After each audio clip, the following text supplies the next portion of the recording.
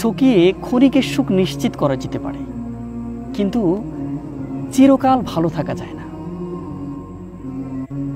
মানুষ মনে করে যে তাকে বিভিন্নভাবে ঠকিয়ে আমি অনেক নিজেকে চালাক দাবি করছি।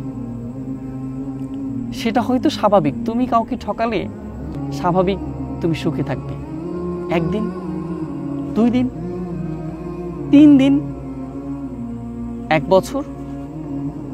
কিন্তু মানুষকে কখনোই এই ঠকানো, মানুষের দীর্ঘশ্বাস বা মানুষের কর্মফল, এটা ফিরে এসে তাকে এমনভাবে আঘাত করে, দ্বিগুণ হিসেবে সেটা ফিরে আসে।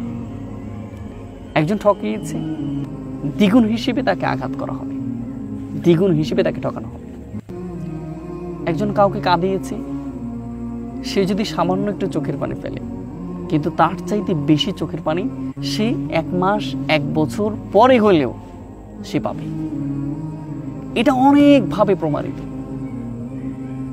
এই জন্য ঠকিয়ে কোনোদিন কোনো ক্ষণিকের সুখ নিশ্চিত করা গেলেও চিরকাল শান্তিতে থাকা যায় না, দুনিয়াতে আর জান্নাতে বা আখেরাতে কখনোই সম্ভব নয়। সেজন্য হতাশ হওয়া যাবে না। ঠকেছ, কষ্ট দিচ্ছে, আঘাত দিচ্ছে, একটু ধৈর্য ধরে নিজেকে সেটেল করে নিতে হবে এবং নিজেকে একদম মানিয়ে নিতে হবে। এটার মধ্যেই কল্যাণ নিহিত রয়েছে।